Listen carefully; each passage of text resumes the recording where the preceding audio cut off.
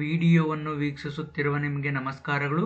ಅಪರ ID generate ಮಾಡುವ ಸಂದರ್ಭದಲ್ಲಿ ಮಗುವಿನ ಬೇಸಿಕ್ ಇನ್ಫಾರ್ಮೇಶನ್ ನಲ್ಲಿ ನೇಮ್ ಆಸ್ ಪರ್ ಆಧಾರ್ ನಲ್ಲಿ ಮಗುವಿನ ಆಧಾರ್ ಕಾರ್ಡ್ ನಲ್ಲಿರುವಂತಹ ಹೆಸರನ್ನ ಎಂಟ್ರಿ ಮಾಡದೇ ಇದ್ದರೆ ಅಂತಹ ಮಗುವಿನ ಆಧಾರ್ ಡೀಟೇಲ್ಸ್ ಅನ್ನ ಯಾವ ರೀತಿಯಾಗಿ ಅಪ್ಡೇಟ್ ಮಾಡ್ಕೊಳ್ಬೇಕು. Suppose name as per Aadhaar ನಲ್ಲಿ ಡಿಸ್ಪ್ಲೇ ಆಗುತ್ತಿರುವ ಹೆಸರು ಏನಾದ್ರೂ ತಪ್ಪಾಗಿದ್ದರೆ ಅದನ್ನ ಯಾವ ರೀತಿಯಾಗಿ ಅಪ್ಡೇಟ್ ಮಾಡ್ಕೊಳ್ಬೇಕು ಅಂತಂದ್ರೆ ಇಲ್ಲೇ ಕೆಳಗಡೆ ಇರುವಂತಹ ಜನರಲ್ ಪ್ರೊಫೈಲ್ ಮೇಲೆ ಕ್ಲಿಕ್ ಮಾಡಬೇಕು.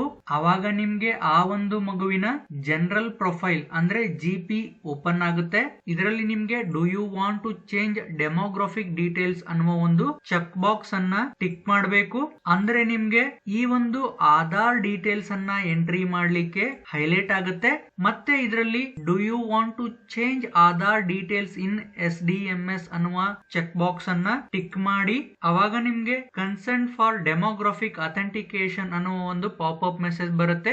ಇಲ್ಲಿರುವಂತಹ ಐ ಅಗ್ರಿ ಬಟನ್ ಮೇಲೆ ಕ್ಲಿಕ್ ಮಾಡಿ ಅವಾಗ ನೀವು ಆ ಒಂದು ಮಗುವಿನ ಆಧಾರ್ ನಂಬರ್ ಅನ್ನ ಇಲ್ಲಿ ಎಂಟ್ರಿ ಮಾಡಬೇಕು ಮತ್ತು ಆಧಾರ್ ಕಾರ್ಡ್ ನಲ್ಲಿರುವಂತಹ ಹೆಸರು ಯಾವ ರೀತಿ ಇದೆ ಅದನ್ನ ನೀವು ಇಲ್ಲಿ ಎಂಟ್ರಿ ಮಾಡಿ ಈ ಒಂದು ಫಾರ್ಮ್ ನ ಕೆಳಗಡೆ ಇರುವಂತಹ ಸೇವ್ ಬಟನ್ ಮೇಲೆ ಕ್ಲಿಕ್ ಮಾಡಿ ಅವಾಗ ನಿಮ್ಗೆ ಜನರಲ್ ಡಾಟಾ ಅಪ್ಡೇಟೆಡ್ ಸಕ್ಸಸ್ಫುಲಿ ಅನ್ನುವ ಒಂದು ಪಾಪ್ ಮೆಸೇಜ್ ಬರುತ್ತೆ. ಈ ಒಂದು ಪಾಪ್ ಮೆಸೇಜ್ ಅನ್ನ ಕ್ಲೋಸ್ ಮಾಡಿಕೊಂಡು ನೀವು ಮತ್ತೆ ಈ ಒಂದು ಅಪರ ಜನರೇಟ್ ಫಾರ್ಮ್ ಗೆ ಬಂದಾಗ ನೇಮ್ ಆಸ್ ಪರ್ ಆಧಾರ್ ನಲ್ಲಿ ಆ ಒಂದು ಮಗುವಿನ ಹೆಸರು ಡಿಸ್ಪ್ಲೇ ಆಗುತ್ತೆ.